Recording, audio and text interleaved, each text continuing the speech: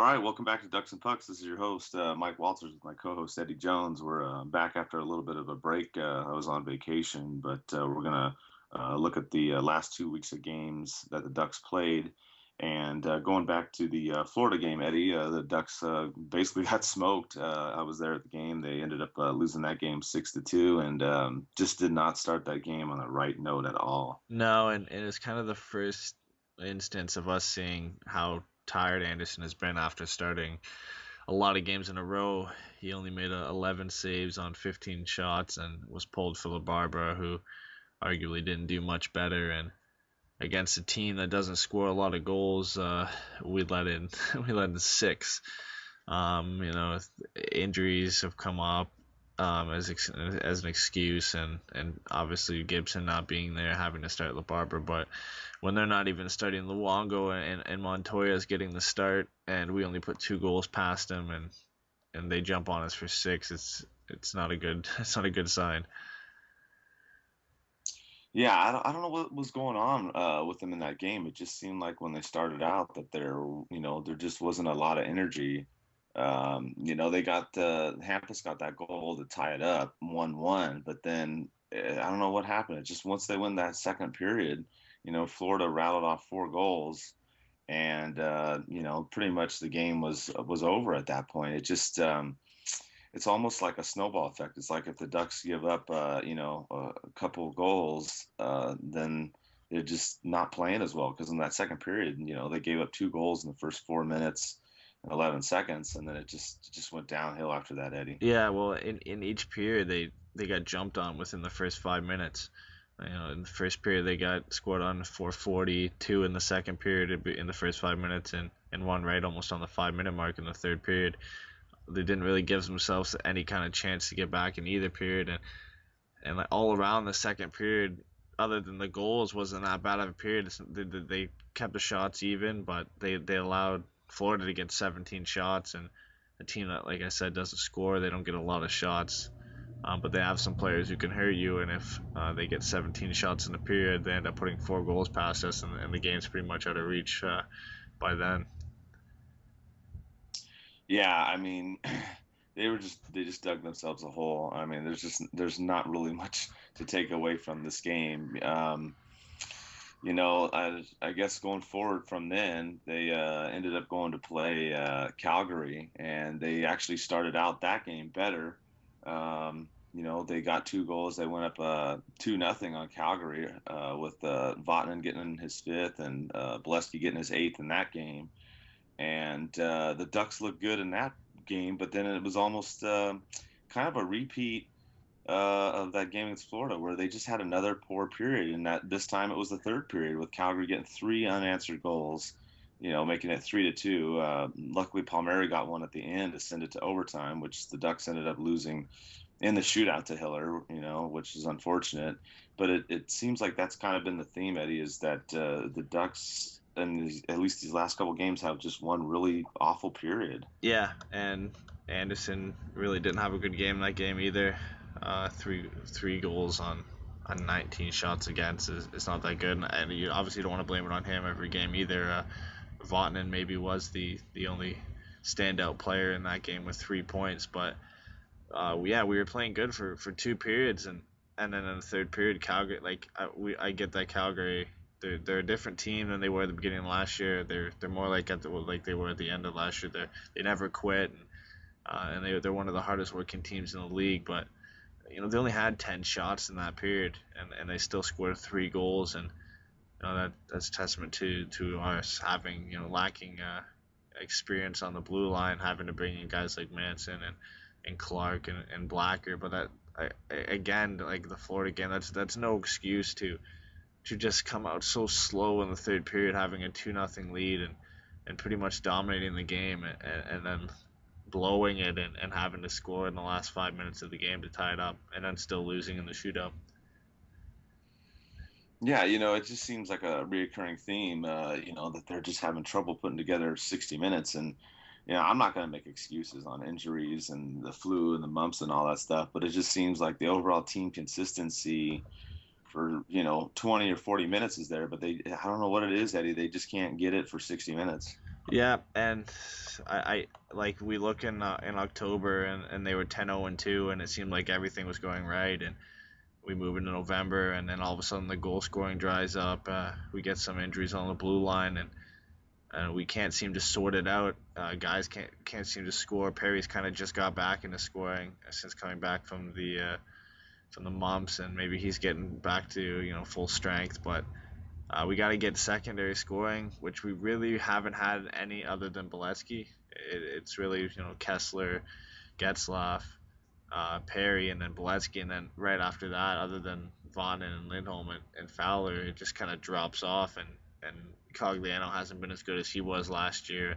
Smith, Pelly, and Edom haven't done much, and a lot of the guys. Palmieri just came back, and he's been a little bit of a spark. He has 3 goals in 7 games, but we just can't seem to get enough goals or have a full effort for 60 minutes.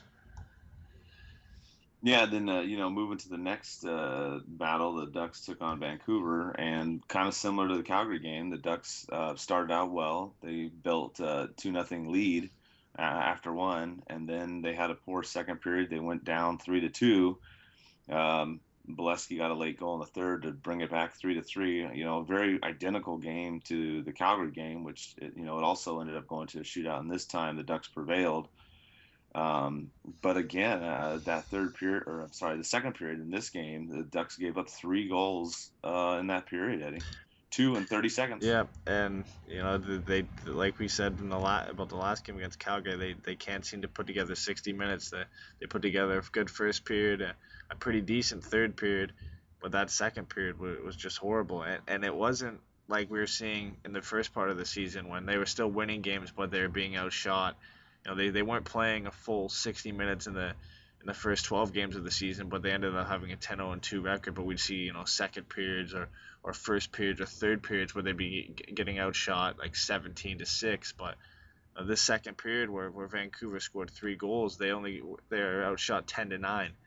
We're not seeing those periods anymore, but somehow teams are still scoring 3 goals on us, and you don't see much of a difference into it. It's just the lack of work ethic is there, and I have really no explanation for it. Like, we weren't conceding goals, getting outshot heavily in second periods in the first half of the season, and now it seems like we it's something we can't really deal with. And obviously, we weren't going to be if we're not going to play 60 minutes. It's going to be hard to come out and win the game. We kind of just scraped away with one in this one.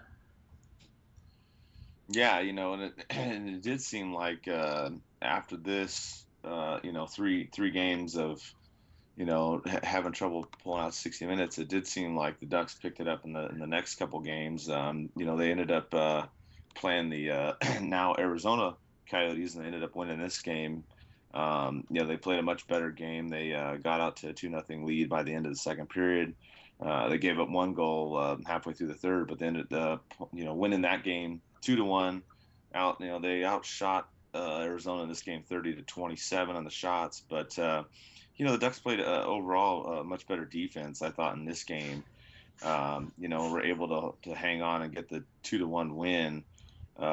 So it looked like they were starting to do a little bit better in this game, Eddie. Yeah, and I think Anderson, Mike Smith was great in this game, and he's one of the reasons that this game wasn't over by the second period.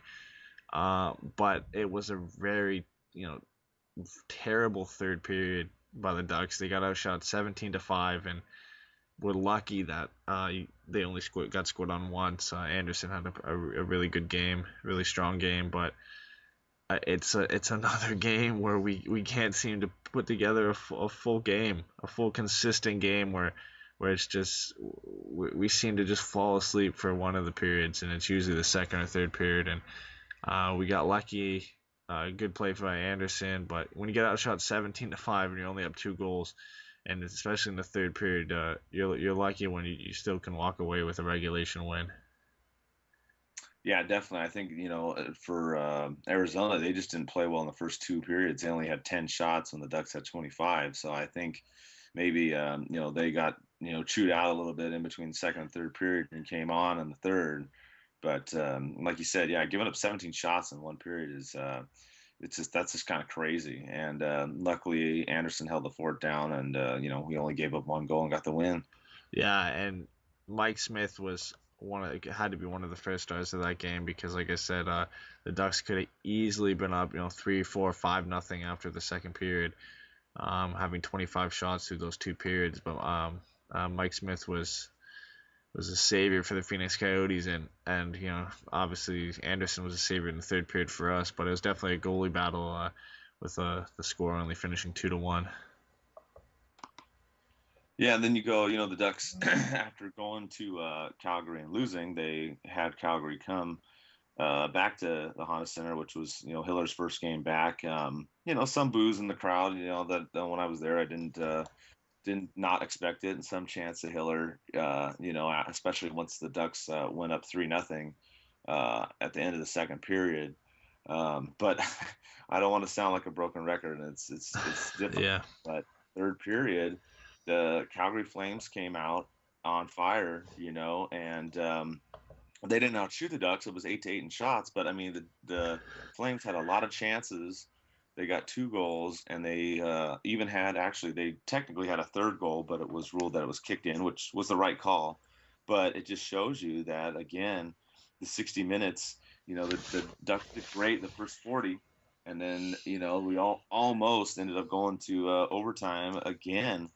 In this one, thankfully, the Ducks pulled it out, and they there was a late goal there by Calgary with 26 seconds left. But I mean, that other goal isn't kicked in. That's the game tying goal right there, Eddie. Yeah, and you can't really blame Anderson in this game. Yeah, he was great. He ended up getting the first star, and Bolesky, he got another goal to continue his hot side of the season, and Kyle Palmieri continued his strong side since coming back from the injury. But like we've said this in I don't know the last 3, 4, 5 games that we've been talking about is a 40-minute display of dominance by the Ducks.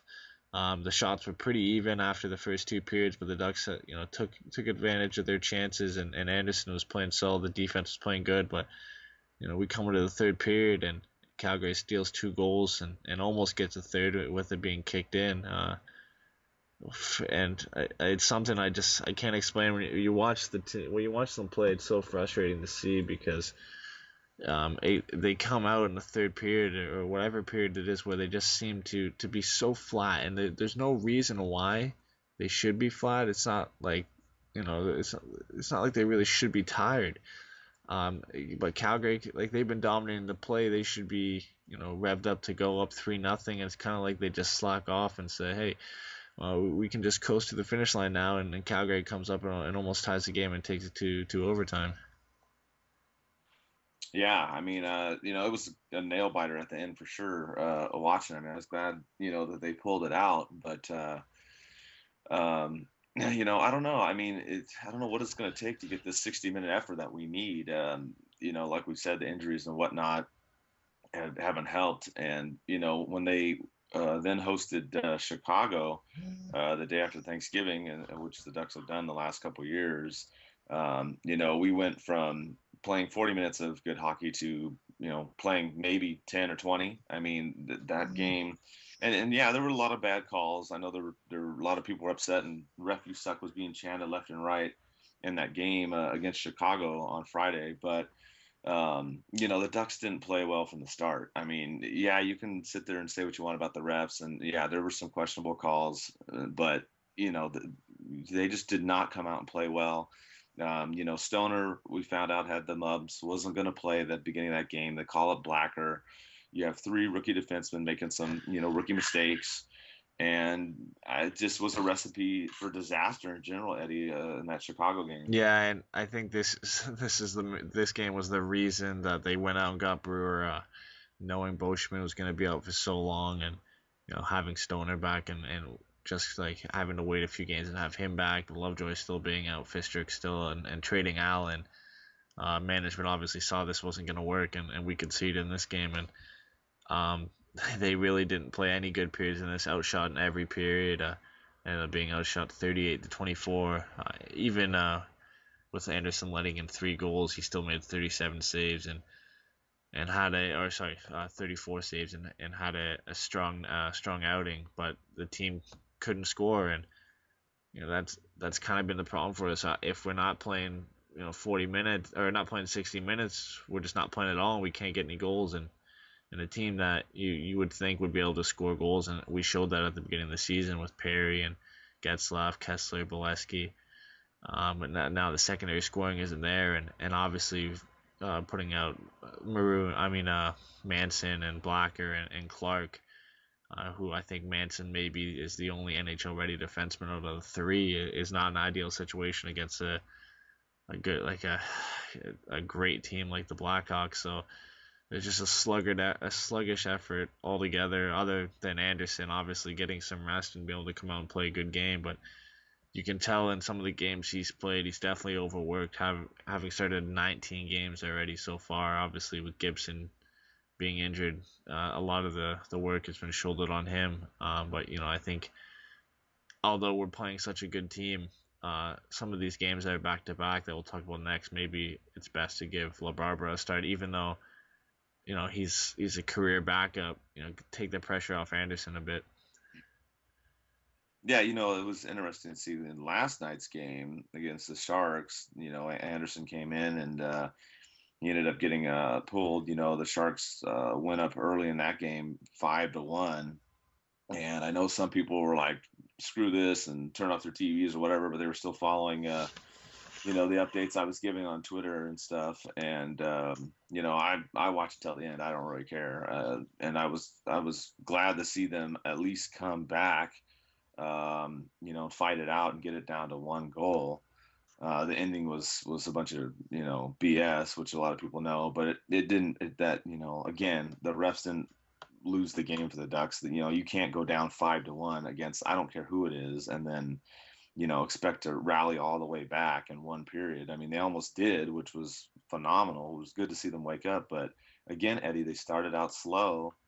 And I don't know. This Ducks team cannot start slow in the first 20 minutes. Yeah, and if you look at the last two back-to-back games we've had, Anderson has started the day after playing, and he's had a terrible game against the Florida Panthers after playing in LA, and then he has a terrible start to this game and ends up getting pulled. You really think that maybe it would have been better to start LaBarbera in this game?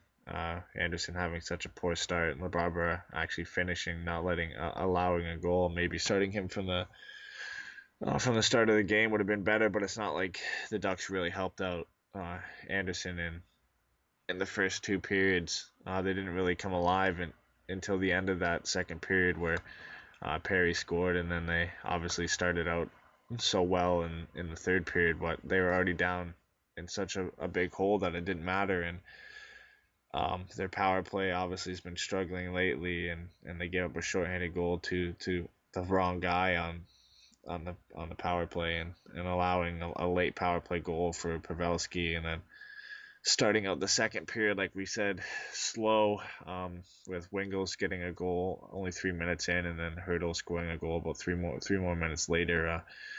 Starting the period slow and not really playing a solid 60-minute game like we've been talking about. They only played really maybe about 15-20 minutes of good play, outshot 14-5 in the first period, which is pretty pathetic. And maybe only stepping it up, like I said, in the last part of the second period and in the third. But by then, if you're only going to play 20 minutes, you really don't deserve to win the game, do you?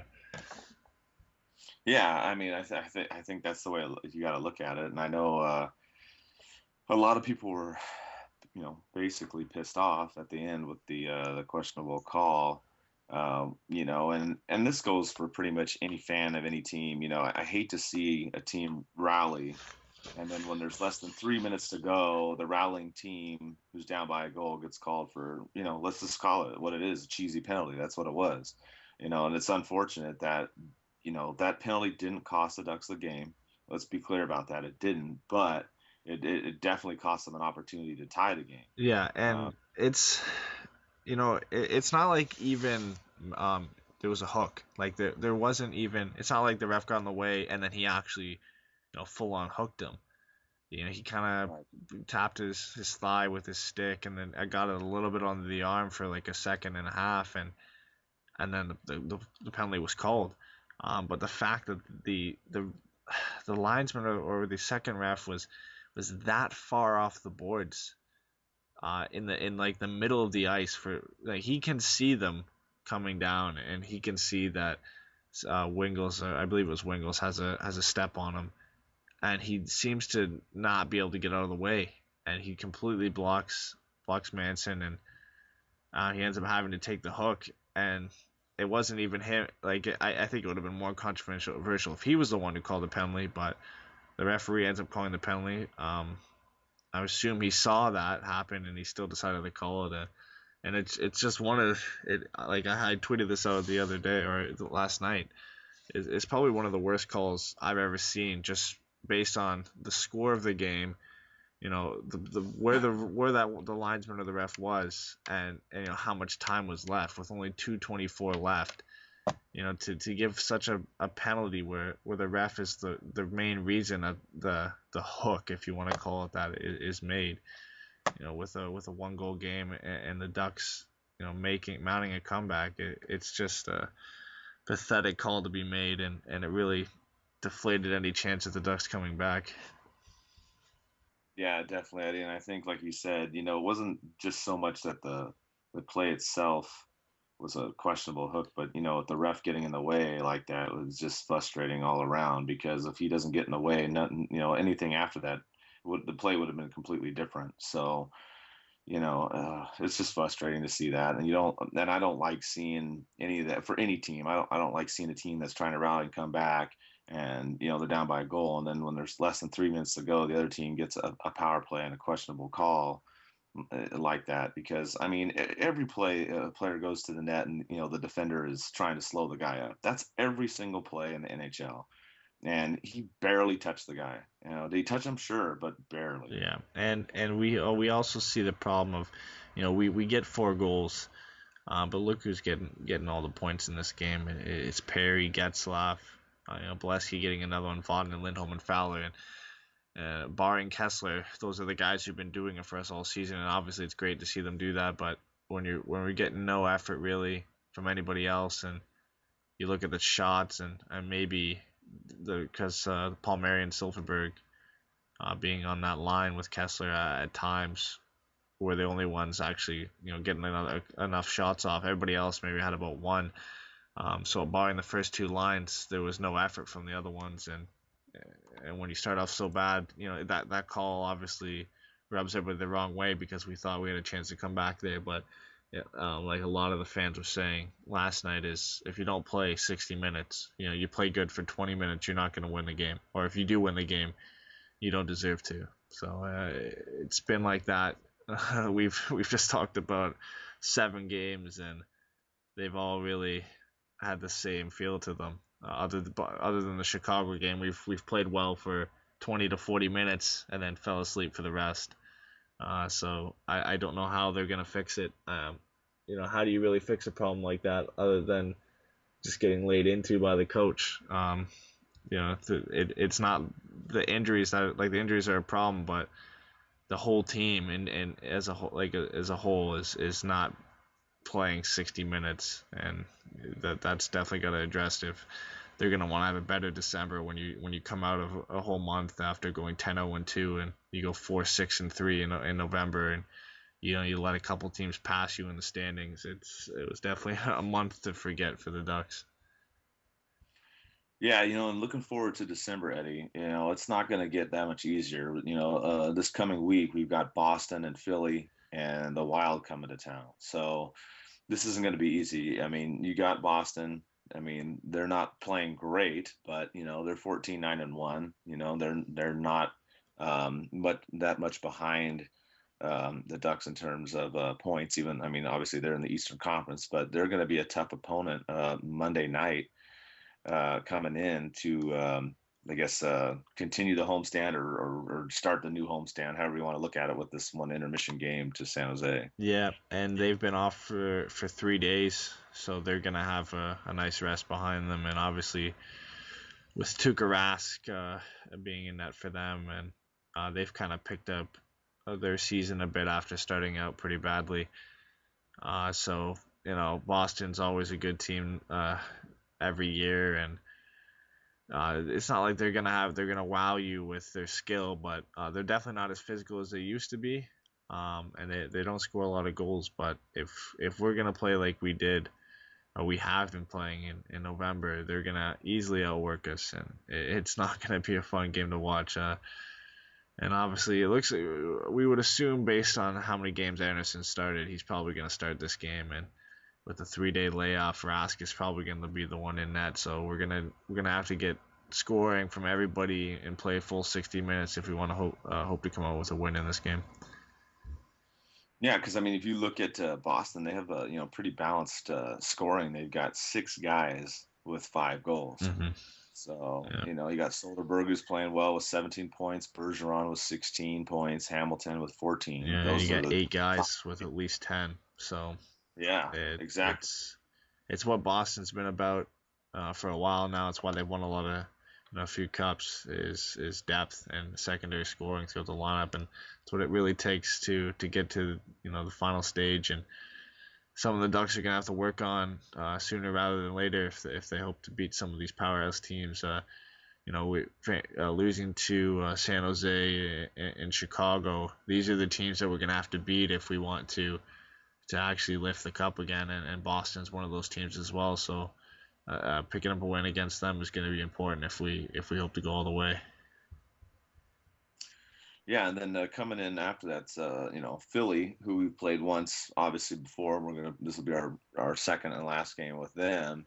They're not doing as well, but they are a physical team. When we played them the last game, that one was a tight checking battle as well, Eddie. Yeah, and they have one of the best lines in the league with Giroux, Voracek, and Raffle playing together. Mostly Giroux and Voracek. Voracek is only right behind Crosby with 32 points with a great start, and obviously Giroux is one of the better players in the league, and he has 27 points. They're having a lot of problems too with their secondary scoring. They've only got about 2.5 lines really going. Simmons and Shen and Voracek and Giroux are the only forwards that they've got going, and Streit is their power play quarterback, so he's got a couple points, but they've been struggling, and they've lost I believe 3 in a row now. And their last 10 has been among the league's worst at 2-7-1. But when you have players like Voracek and Giroux, if you fall asleep on those guys, they're gonna make you pay. And the goaltending for Philadelphia too is one of those tandems where they're not going to be consistent, but they're both of their guys are guys that can have a great night. And we have to get out to a good start, and like we've been saying over reviewing the past few games, we actually have to play a full 60 minutes and get a couple wins at home, and just start off well in December and hopefully continue it throughout the month. Yeah, because following that up, you got the Wild coming in on that Friday, and currently, as of today, they would be just outside of the playoffs. They'd be on the edge there, battling out for eighth. But that's another team that plays us well, and they've got Parise's been doing well with 9 goals, 9 assists for 18 points, and Niederreyer's been going to town too with 11 goals, and then you've got Jason Zucker also with 9 goals. So for them, a little bit similar, I guess, to us. They've got 3 main guys doing the damage, but it's going to be a battle against them too.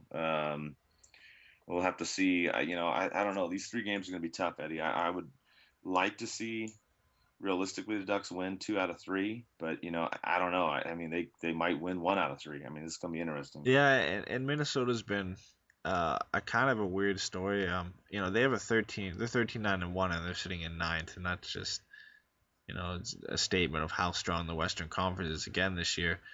But they started off so well, and then they slumped a bit, and now they've won 6 of their last 10.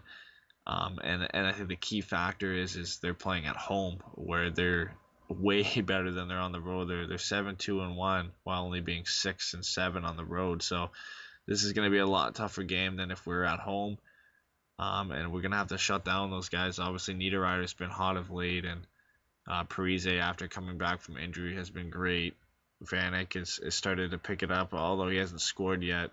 He still picked up 14 points, and those top two lines of the Wild are going to be tough to deal with, and they're even the top defensive pairing of with you guys got like Scandella, Spurgeon, Suter. We're gonna have to look out for that. And Kemper, he's kind of been, he started off so well, and he started, you know, about 3/4 of their games this year. And if we're gonna have to face him, it's gonna be similar to the Boston game where we're gonna have to be on our A game with our goal scoring and play a full 60 minutes. I know you guys are probably getting tired of us here saying that, but that's what it's gonna have to take to beat some of these teams. And if we're gonna want to come out with a win here, especially on the road against the Wild, we're gonna have to play a full 60-minute game and jump on them early and then keep it up throughout the whole game. Yeah, I agree, Eddie. It's gonna be tough. Going on the road against the Wild. They're a pretty good team at home. So it's going to be interesting how the Ducks do in the month of December, like we talked about, with November not being as well. And the Ducks made a couple trades in this last month. They got rid of Allen, which was no surprise. We had talked about this back in the summer. We had talked about this in the beginning of the season. We all pretty much saw the writing on the wall. We just didn't know when or who. And he got traded for Bork, Rene Bork from Montreal. Kind of a surprise. I mean, I think we talked about maybe getting another defensive player, maybe some draft picks or something like that. What do you think about this trade, Eddie? Well, I think the trade would have made more sense if we ended up getting, say a third or fourth round pick and then flipping that in a deal for Brewer. But I think the deal for Brewer wasn't because we traded Allen. It's more so because of our defenseman going down. I think if Boschman and Stoner had stayed healthy, we probably wouldn't have picked up Brewer. But at first, I still really don't like the trade. I know Heatley wasn't that great, so bringing another forward and hopefully that works out with Bork. But with most of our injuries being in defense, I didn't understand trading a defenseman away for another forward when, especially another struggling forward when we've already got a lot in Edom and Heatley right now, and bringing a guy like Bork who struggled in Montreal, who are a good team. It's not like he was playing in Buffalo or anything, and then bringing him into another team who's struggling for secondary scoring. I really didn't see the point of the deal. I guess I kind of get it now, but really, wouldn't you rather have Allen playing instead of Clark, and Allen and Brewer playing on defense? I'd definitely rather have that. So, looking back at it, if we're gonna talk about the Allen for Bork trade, I really still don't like it so much. Obviously, bringing in Brewer helps, but I think that we could have at least got a pick and swapped out for another defenseman. Yeah, my take on this, similar to yours. Murray went on the record saying, "Hey, we're not scoring as much offensively," which we were in the beginning, like we said, and then dropped off recently. But my thing is, okay, you want to go out and get another forward to help motivate the team and get more scoring, and I can see that mindset on Murray's part. But that being said, you go out and get Bork, who hasn't even scored a goal this year. So, Yeah. I have an issue with that. I mean, I know he did well in the playoffs last year. A lot of fans hit me up about that. I totally get that. But if you look at his numbers in the last couple seasons, he's not scored a lot of goals. And I'm not saying he's a bad player. That's not my point. My point is that Murray says, "Oh, let's get this guy because he's going to help the team score more." I don't see that. And so far, we've been right. I mean, he's got what, one assist, maybe two, I Yeah, think now yeah, on the and Ducks. I think a lot of people were like, "Well, there's a chance he could, return to his old form and it would be a steal." But where have we heard that before already this season? And I was one guy who said there's a chance it could happen, and that's Danny Heatley. I said there's definitely a chance. I think it's a good deal. There's a chance that he could, end up scoring 20 goals for us, and that backfired. And then you bring in, kind of not an identical player and play style, but you bring in the same type of guy, a guy who's been up and down in the minors with Montreal, and he was in the minors when we traded for him. And we're gambling on these guys because they're cheaper to play well and start scoring when if we wanted to pick up a scorer Obviously, it's going to cost more money than a guy like Bork, but I think I would have rather keep Allen for a guy like Bork, or package Allen and a pick for another forward instead. Um, all in all, I definitely agree with you, in that I don't really like the trade, and I get where a lot of fans are coming from with Bork and saying he was good in the playoffs and everything, but with his recent goal scoring record, and he hasn't really been a solid player since he left Calgary. It was kind of a gamble that we really didn't need to take after the Heatley gamble. Yeah, and I agree with you too. I think I like the Brewer trade better, but I do think, like you said, that was more of a necessity. I mean, with all our D-men out, Boschman now out 4 to 6 weeks with a hand injury. Lovejoy still out 2 or 3 weeks. Fister, I haven't even heard. He's still out for a while. And then obviously Stoner, depending on when he gets over the flu.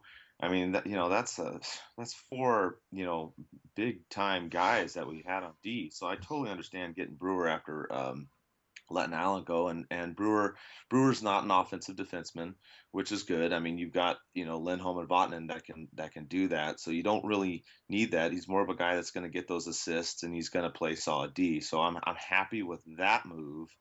But it's going to be interesting going forward, Eddie, to see what we do in December, because our biggest concern really, I mean, there's several concerns, but one of the biggest is the defense, and it's not that we're playing poor defense. It's just there's no consistency with the D pairings because we're missing so many guys. Yeah, and I think Tampa Bay was beneficiaries of a panic move.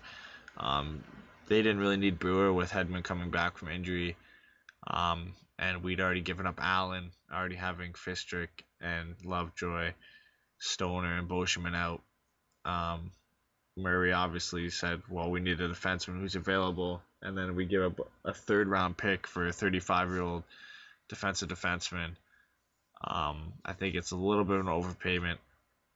Brewer could come in and do great, and he's obviously a step up from Clark and Blacker, and he brings experience to the defense that is definitely needed when we have a lot of these young guys in here.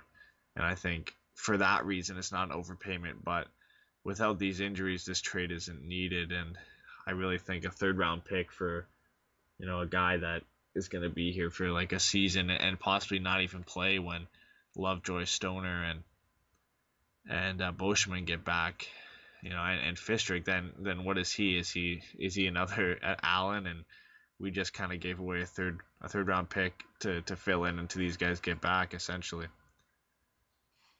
Yeah, those are some good questions, and I think some of that's going to get answered in this next month or so when we get a majority of the defensive players back. Another question too is what do we do with Heatley? When he comes back, are we going to throw him in the lineup, or is he now someone that we try to go out and trade and get a draft pick for, or someone else for, since we brought in Bork?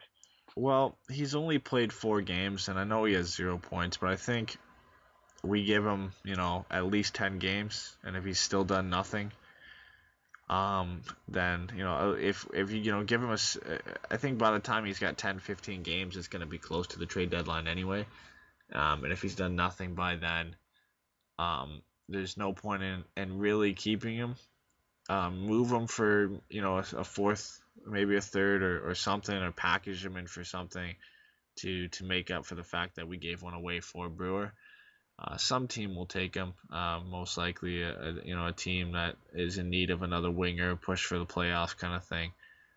With us having Bork now, I think it's really Heatley. Unless he starts playing well, he's pretty much on the move, and it's not a big deal. And he'll be easier to move because of that 1 year, 1 million. Other teams will be willing to take a risk like we did. But I think he definitely needs to step it up if he wants to stay in Anaheim. Yeah, I agree with you on that, Eddie. Going forward, I mean, we've talked about a lot of things as far as playing a 60-minute game and getting the defense kind of squared away with all the issues going on. Is there anything else you think the Ducks can do to just, I don't know, just light a fire under their ass? I mean, just to get going at the beginning of games and sustain it, the whole time. I think more than getting the defense back is either hopefully getting Gibson back as soon as possible, or giving Anderson a break and putting LaBarbera in on these back to backs, because it's obviously hurting him. If we look at it, like I said this earlier, look at the last two back to backs. Anderson has been pulled after starting out terribly against Florida, a team that doesn't really score a lot of goals, and against a struggling San Jose team who obviously has firepower. And you put him in after a game where he played really well against Chicago, and also a game where he played very well against LA earlier, and throwing him in 24 hours later, in very similar situations. You think they would learn from the last one? I think giving Anderson a break is at the top of our priorities. I know obviously getting defenseman back, but at least this is something we can control. And we can't really control when the guys are going to come back from injury. We've made a move to hopefully shore up some defensive issues, but this is something the coaching can control, and give them a break. And as regards to playing a full 60 minutes, that's really up to the players and up to Boudreau to get them motivated and to play for a whole 60 minutes. It's obviously been a problem for almost half the month, and it's the reason they've had such a poor month. And if they look back to how they played, even in the first 12 games, we noticed it when they didn't play a full 60 minutes, but the goaltending would keep them afloat, or the defense would be good enough that having that such a poor period wouldn't matter. But now it's kind of caught up to us, and it's definitely something we have to address going into December. Yeah, for sure. And I totally agree with you on the goalie situation. I think Anderson has been overworked. I definitely agree. It looked like, especially in the Chicago game, it was him against the whole Blackhawk team. When I was there watching the game, it was just utterly frustrating. But I think you're right in the back-to-back situations. I think LaBarbera should go in. Maybe in some of the games against teams that aren't doing as well, like Edmonton or Arizona, you could throw out LaBarbera out there. He hasn't played that bad. I mean, obviously he's not a number one goaltender quality, but when he's come in to do what he needs to do, he's not done that poorly. I mean, yeah, there's been a couple times you get a little nervous with him in there, but he held the fort down last night against San Jose. I mean, they didn't even get a goal. So um, obviously he's not going to be the main guy. But I think you're right. You got to give Anderson some more breaks until Gibson gets back. And then, other than missing people and all that, which I'm not going to make excuses for that. Everybody has people hurt. I know we're probably number 2 or 3 Number in the one league now, yeah. It was now. Yeah, just I moved know. above Columbus and Calgary since they've got some guys back. And if you Right. look at the caliber of guys we're missing, we're right up there at the top. Right, and that's why I know it's a big factor, but the thing that I noticed that could remedy a lot of this, Eddie, and you probably noticed this too, is the forecheck. The Ducks do not have any forecheck in these last 5, Mhm. 6 games, other than maybe for one shift here or there, And that's been and their that is their bread and butter for the yeah, last few seasons. yes, that is the number one. Besides all the other stuff you and I've talked about with the goalies and defense, injuries, whatever, there's no sustained forecheck. And when they've had that, like we saw in the first month, they dominated. And if they can get back to the forecheck, it solves a lot of problems. You tire out the other team, you make them take stupid penalties, you get shots on net, you get bounces. I mean, San Jose got ahead 5-1. Yeah, the Ducks didn't play well, but they got bounces, and that's because they had a sustained forecheck. And to me, that's one of the biggest things that if the Ducks can get back to that, we'll be fine. Yeah, and obviously secondary scoring is another thing that is Yes, controllable, and finding the right chemistry on lines, because 10 of definitely. the games in November were 1 goal games, and a majority of them that we lost, other than getting blown out against Chicago, Florida, and I guess you could say San Jose last night. Most of the games, other than those ones, are all 1 goal games, if not all of them. So we gotta get back to the way we played in October, and you know, like give Anderson a break and get everybody going. There's not much else I can say. We've already pretty much said it all. It's just the guy's got to play a full 60 minutes and get back to that forecheck. Yeah, and just kind of wrap up this last week. I know this is tough, but who do you think would be the best Ducks players this last week? The top three, not in maybe necessarily in any order, because it's been a tough week and a half or so. But who do you think, at least on the Ducks, has been playing well? I'm gonna give Anderson a star. I don't think I'm gonna order them as much. It's kind of hard with the last few games and against Arizona, Calgary, and Chicago. Anderson was great. And I think the only bad game was last night's against San Jose, and that was the back-to-back where he was put in after such a tough game against the Blackhawks, where they lost 4-1, but he played so well. So I would definitely yeah, I definitely give him one of the stars. And when you look at it after that, though, it's kind of hard to name anybody off. Like maybe I don't think anybody was good at all in that game against the Blackhawks. And you could maybe give it to Perry for his performance last night, but other than that, like Perry scored a goal against the Flames, had two last night and an assist, and maybe other than him, Palmieri, Getzlaff, those are the only guys who've been really up to par with the last four games. Yeah, I agree with you. The only other one I'd throw in there is Bolesky. He's got 3 goals in the last 5 games, Mm-hmm. and surprisingly, the second leading goal scorer on the team. So I would throw him in there too. But yeah, there's not been any like really extremely standout performances, at least in the last week and a half or so. I think. Yeah, and quickly speaking of Bolesky, he's a UFA at the end of the season, and I saw a lot of people, saying sign him up. What do you think, at least his value will be if he, finishes the season, say, with 25 goals and around, 35, 40 points? So you think it's worth throwing three and a half on him, or do you think it's easier to let him test the free agency?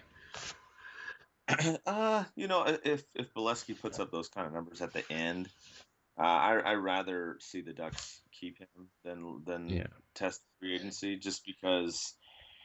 Yeah, he's playing a little bit out of his mind as far as scoring goals this year. I mean, obviously, 11 goals already is awesome, and I know we're not gonna expect 20 to 30 goals every year from him, but I do like the fact that he plays hard every game, and he'll go on whatever line you tell him to. He'll go on the first line. He'll go on the fourth line. He doesn't complain. He goes into the dirty areas, and he works hard. So I would definitely like to see the Ducks re-sign him for 2 or 3 years, Eddie. Yeah, and I think we gotta be careful too, though. Like, I obviously love the way he's playing this season, and he's picking up a lot of goals. Not only 2 assists, but if he's gonna score 11 goals, it's not really that big of a deal. But you look at his past few seasons, none of them have been a full 82 game season, and that could some could be the injury, some could just be him being sometimes a fringe player, and obviously the shortened season. But his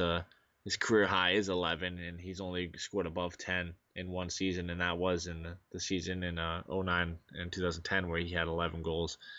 Finished the season with 18 points, and his career high in points is only 24. So you got to be careful throwing out 3.5 on a guy like that, and you don't want to see him go to free agency when he could be an integral part of the lineup. But you look at some of the money thrown on forwards for having one good year, and if other teams are out there willing to throw more money at him, you want to be careful you don't overpay, so you have room to sign other guys as well.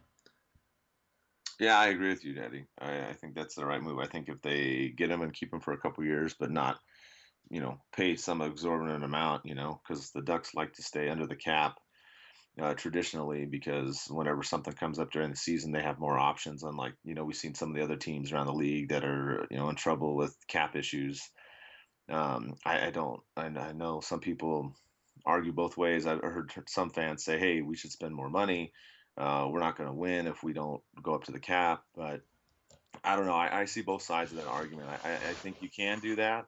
but you got to be careful because as we've seen this year, injuries have just been crazy. So I don't mind spending close to the cap, but it's always good to leave a little bit of room in case something happens. And this season's just been completely unpredictable. Yeah, and you also got to look at, we are, for a team that's supposed to be contending, we have a lot of cap space, but our team is also fairly young. So you have to look at a lot of the guys that we still need to sign. A lot of the younger guys, like Vatanen and Lindholm and Anderson and Gibson, guys that are going to make significantly more money when, their contract expires. And you want to make sure you have the money to pay these guys.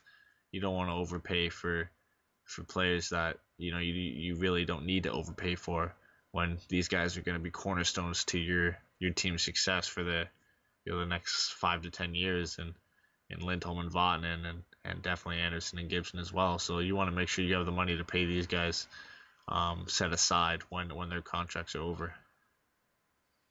I totally agree, Eddie, and I think we'll just have to wait and see this next month how it goes. It's going to be an interesting ride, and we'll be doing the podcast each week. I'm not going anywhere in the next couple of weekends or anything like that. So that's all we have time for this time, and join us next week. The Anaheim Ducks are the Stanley Cup champions.